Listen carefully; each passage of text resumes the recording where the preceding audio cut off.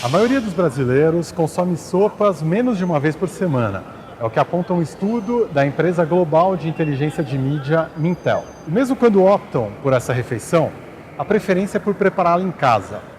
Apesar da praticidade, as sopas industrializadas ainda encontram resistência em grande parte do público. Para entender as razões e saber como elevar as vendas do produto, eu converso agora com Jean Manuel, analista sênior do setor de alimentos da consultoria Mintel.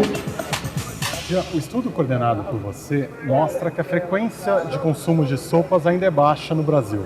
Por que isso acontece? A categoria de sopas processadas tem dois grandes obstáculos. O primeiro deles é a preferência do brasileiro pela alimentação sólida, né? Então, arroz, feijão e carne é a preferência do brasileiro. Dados do IBGE apontam nesse sentido. O consumo de alimentos sólidos está em cerca de 400 gramas dia, em média, né? Já de sopas e caldos está em cerca de 50 gramas dia. Outro grande obstáculo para o segmento de sopas processadas é a preferência do brasileiro pela sopa caseira. A pesquisa Mintel, junto ao consumidor brasileiro, aponta que mais de 70% dos consumidores brasileiros preferem a sopa caseira, contra cerca de 18% que preferem a sopa processada, no caso desidratada. Então, é uma diferença muito grande. Segundo o mesmo relatório da Mintel, uma oportunidade para elevar as vendas é associar o produto aos mesmos atributos das refeições caseiras. Como isso pode ser feito? Então, é nesse assunto que é importante falar um pouco de saciedade, né? O brasileiro ele tem a preferência pela sopa caseira porque ele pode atribuir saciedade à receita dele. Então, ele tem controle sobre a receita.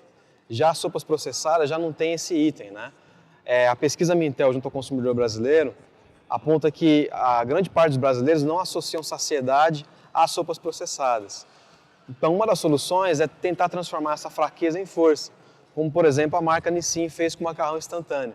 O Nissin hoje a gente sempre consumiu e sempre misturou com receitas diferentes, né? Então, a marca pegou essa fraqueza e hoje ela promove os consumidores a adicionarem produtos, ingredientes ao macarrão. A categoria de sopas pode fazer a mesma coisa, quer dizer, fornecer produtos que promovam a receita da sopa com ingredientes, associação com outros ingredientes que vão tornar a sopa mais saciável, né? E por consequência, mais caseira, mais íntima do consumidor. Já o brasileiro vem, aos poucos, sofisticando o seu paladar. Sopas prontas, feitas com ingredientes diferentes, com apelo mais gourmet, passam a ganhar mais importância na categoria? Existe no mercado cada vez mais opções de sopas gourmet ou com sabores diferenciados. Mas por ser uma categoria de penetração baixa, você produzir sopas ou oferecer sopas com sabores muito complexos pode não ser uma solução, pode não ser tão bem aceita amplamente pelos consumidores. Algumas categorias, por exemplo, como a de balas e chicletes, tiveram a experiência de revisitar sabores já tradicionais, como, por exemplo, menta. Proporcionar maior qualidade e uma nova experiência para um sabor que já é tradicional. A categoria de sopas poderia fazer o mesmo, quer dizer, pegar sabores como legumes, carnes e galinha, que são sabores já tradicionais, sabores mais batidos, né? E oferecer esses sabores, fazer um relançamento com uma proposta mais qualitativa, uma proposta mais gourmet, proporcionando uma nova experiência para o consumidor de um sabor que já é tradicional. E os supermercados? O que eles podem fazer para estimular o consumo de sopas industrializadas durante o ano todo, e não apenas no período do inverno? Então, é importante salientar que a sazonalidade não é uma questão negativa em si para o segmento de sopas. O brasileiro prefere consumir sopas no inverno e essa deve ser uma estratégia de promoção também, tanto por parte do varejista quanto dos fabricantes. Por outro lado, também é importante promover o consumo fora do inverno, né?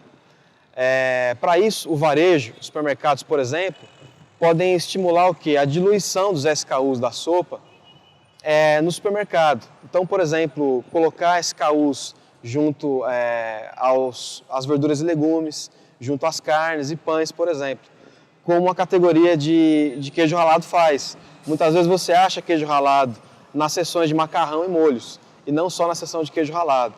Então, promover a pulverização dos SKUs da sopa no supermercado, com os ingredientes que o brasileiro consome no dia a dia, pode favorecer a associação do consumidor com esses ingredientes e consequentemente da sopa como um item de consumo cotidiano. Legal, Jean. Muito obrigado pela entrevista e por todas as informações. A Mintel é que agradece a oportunidade e está à disposição do Supermercado Moderno para outras entrevistas.